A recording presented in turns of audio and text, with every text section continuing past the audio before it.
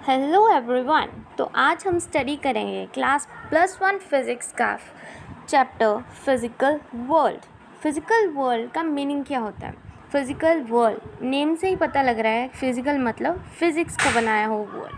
कि आज के वर्ल्ड में और वैसे भी हमारे वर्ल्ड में देखा जाए तो फिज़िक्स का यूज़ सबसे ज़्यादा है। हर चीज़ में फ़िज़िक्स है। सुबह से लेके शाम तक जितने भी हम काम करते हैं, मूव करते हैं, उसमें मोशन होता है। आराम करते हैं तो उसमें रेस्ट होता है। कोई चीज़ गिर जाती है उसमें ग्रेविटेशन फोर्स होता है। मीन्स कहीं ना कहीं फ़िज़िक्स के कॉन्सेप्ट हर चीज़ में हमारे डे टू डे लाइफ में लगते ही लगते हैं। So first we will learn about what actually the physics is. So first is introduction that what is physics. Physics जैसे कि हम सबको पता है, फिज़िक्स होता है study of nature and its laws. कि हम नेचर के बारे में पढ़ते हैं इसमें और उसके जो बनाए हुए लॉज हैं। जैसे कि न्यूटन ने बनाया था, न्यूटन्स के लॉ थे, हम पढ़ते थे हर एक एक्शन का रिएक्शन होता है। अगर कोई चीज़ रेस्ट पे है तो वो एज इट इज़ रेस्ट पे है जब तक उस पर फोर्स नहीं लगती।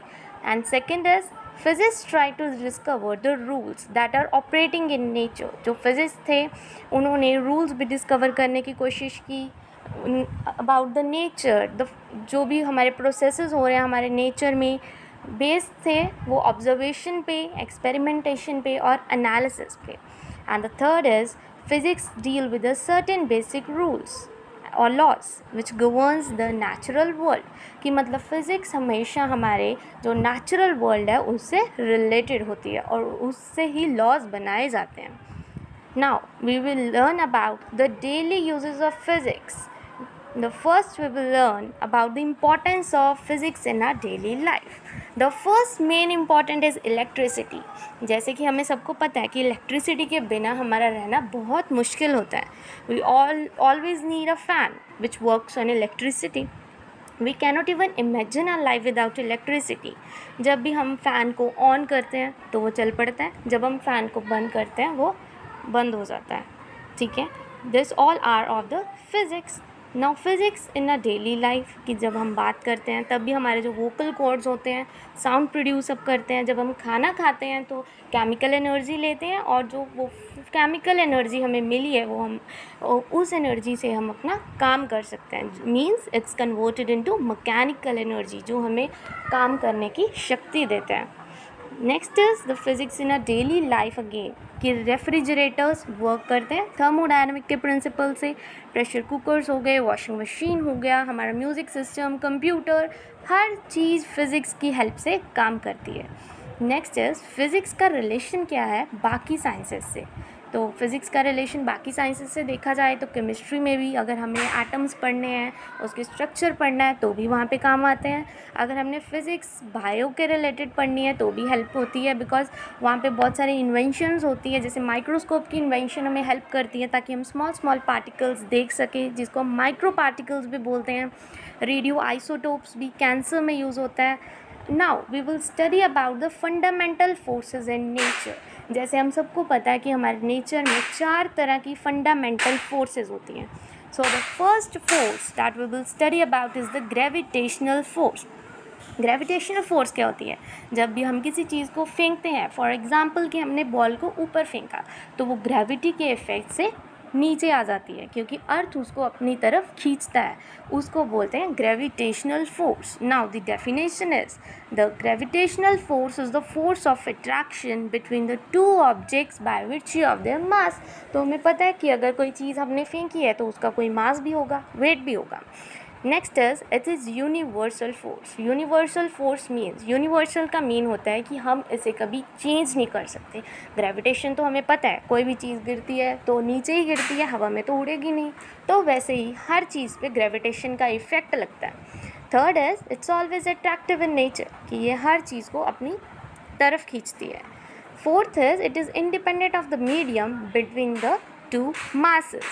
Now the next fundamental force in nature is the electromagnetic force। Electromagnetic force जो होती है वो हमेशा चार्ज पार्टिकल्स के बीच में लगती है, means between positive and negative. Next is when charges are at rest the force is given by Coulomb's law. Coulomb's law हमें चार्जेस के बारे में बताता है। हमें जैसे कि पता है कि अगर चार्जेस सेम हैं तो वो एक दूसरे से दूर जाएंगे, और अगर चार्जेस अलग अलग हैं, for example one is positive and other is negative, तो वो एक दूसरे को अट्रैक्ट करेंगे। तो वैसे ही इलेक्ट्रोमैग्नेटिक फोर्स में क्या होता है कि अट्रैक्शन भी होती है और रिपल्शन भी होती है। नेक्स्ट है चार्जेस जो मोशन में होते हैं हमेशा मैग्नेटिक इफेक्ट प्रोड्यूस करते हैं।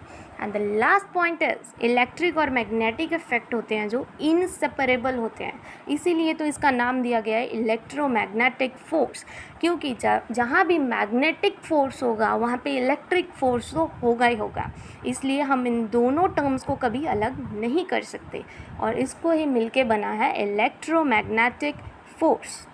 Next comes the strong nuclear force. तो स्ट्रॉन्ग न्यूक्लियर फोर्स जो होता है वो न्यूक्लियस में होता है, और न्यूक्लियस में क्या क्या होता है, as we have already studied कि एक न्यूक्लियस में न्यूट्रॉन्स भी होते हैं और प्रोटॉन्स भी होते हैं। तो एक न्यूक्लियस है जो उन दोनों को बांध के रखता है, उसको हम कहते हैं स्ट्रॉन्ग न्यूक्लियर फोर्स। ये सबसे स्ट्रॉन्गेस्ट फोर्स होती है नेचर की। बाकी जो हमने फोर्सेस स्टडी आउट किए हैं उनमें से सबसे ज़्यादा स्ट्रॉन्गेस्ट फोर्स अगर कोई है तो वो है strong nuclear force. Next is it is charge independent, कि ये चार्ज पे डिपेंड नहीं करती और ये इक्वली एक्ट करती है between a proton and a proton, a neutron and a neutron, and a proton and a neutron. Next is its range is very small, however that of about nuclear dimension, that is 1 Fermi, FM. Next fundamental force in nature is the weak nuclear force. Weak nuclear force, it doesn't mean that it is weak in nature, because the weakest force is the gravitational force and the strongest force is the strong nuclear force. Now we will study about weak nuclear force. The weak nuclear force, it appears only in certain processes such as beta decay of the nucleus, that whenever there is a beta decay of the nucleus then only the weak nuclear force will work out. Weak nuclear force का मतलब ये नहीं है कि ये weak है gravitational की तरह, बट ये स्ट्रॉन्ग और इलेक्ट्रोमैग्नेटिक से ज़्यादा वीक है। Next is the range of weak nuclear force is small, कि जो वीक न्यूक्लियर फोर्स की रेंज होती है वो एक्सीडिंगली स्मॉल होती है। I hope this concept is clear to all of you. Thank you very much.